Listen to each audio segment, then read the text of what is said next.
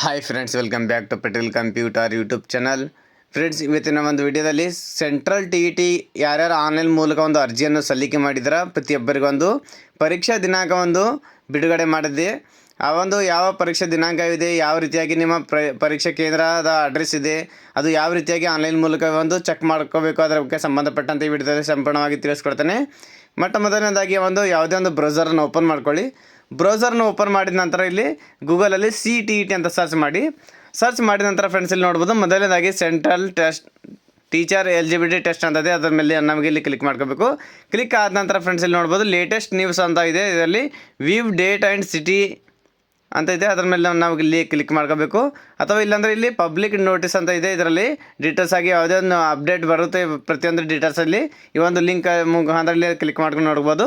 So ಅದೇ ರೀತಿಯಾಗಿ ನಾವು ಇಲ್ಲಿ ಕ್ಲಿಕ್ ಮಾಡಿದ ನಂತರ ಫ್ರೆಂಡ್ಸ್ ಅಲ್ಲಿ ನೋಡ್ಬೋದು, ಮೊದಲನೇದಾಗಿ ಒಂದು ಆಪ್ಷನ್ ಬರುತ್ತೆ. ಇಲ್ಲಿ ಅಪ್ಲಿಕೇಶನ್ ನಂಬರ್ ಹಾಗೂ ಪಾಸ್ವರ್ಡ್ ಅಂತ ಇರುತ್ತೆ.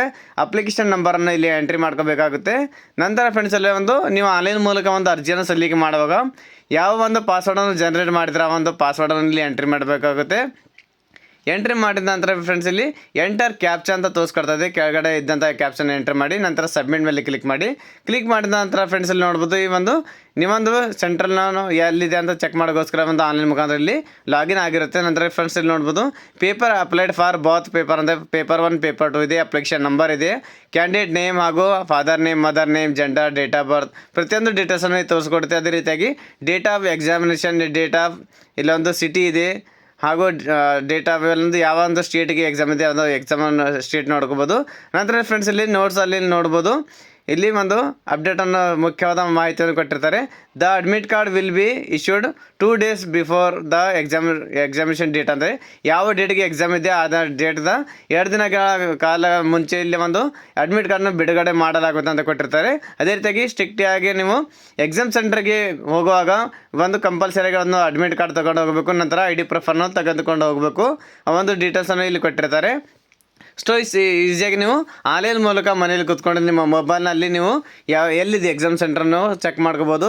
ಹಾಗೂ ಅಡ್ಮಿಟ್ ಕಾರ್ಡ್ನು ಯಾವ ರೀತಿಯಾಗಿ ಡೌನ್ಲೋಡ್ ಮಾಡಬೇಕು ಅದು ಕೂಡ ಲಿಂಕನ್ನು ಅದೇ ರೀತಿಯಾಗಿ ಸೇಮ್ ಆಗಿ ಅದೇ ಥರ ಪ್ರೊಸೆಸ್ ಆದ ನಂತರ ಇಲ್ಲಿ CTET ಅಂತ ಸರ್ಚ್ ಮಾಡಿಕೊಂಡು ಅಲ್ಲಿಂದ ಲಿಂಕ್ ಬರುತ್ತೆ. ಆ ಒಂದು ಲಿಂಕ್ ಮೂಲಕ ಲಾಗಿನ್ ಆಗಿದ ನಂತರ ಅಲ್ಲಿಂದ ಪ್ರಿಂಟರನ್ನು ತೆಗೆದುಕೊಳ್ಬೋದು. ಸೊ ಫ್ರೆಂಡ್ಸ್, ನಮ್ಮ ಮಾಹಿತಿಯನ್ನು ಇಷ್ಟವಾದಲ್ಲಿ ನಮ್ಮ ವಿಡಿಯೋನ ಲೈಕ್ ಮಾಡಿ, ಫ್ರೆಂಡ್ಸ್ ಜೊತೆಗೆ ಶೇರ್ ಮಾಡಿ. ಸೊ ಯಾರ್ಯಾರು CTET ಎಕ್ಸಾಮ್ಗೆ ಅಟೆಂಡ್ ಆಗಬೇಕು ಅಂತ ಇದ್ರೆ ಪ್ರತಿಯೊಬ್ಬರಿಗೆ ಒಂದು ವಿಡಿಯೋನ ಶೇರ್ ಮಾಡಿ. ನಾನು ಮತ್ತೆ ಭೇಟಿ ಆಗ್ತೇನೆ ಮುಂದಿನ ವಿಡಿಯೋ ಜೊತೆಗೆ. ಅಲ್ಲಿವರೆಗೆ ನಮಸ್ಕಾರ, ಧನ್ಯವಾದಗಳು, ಶುಭ ದಿನ.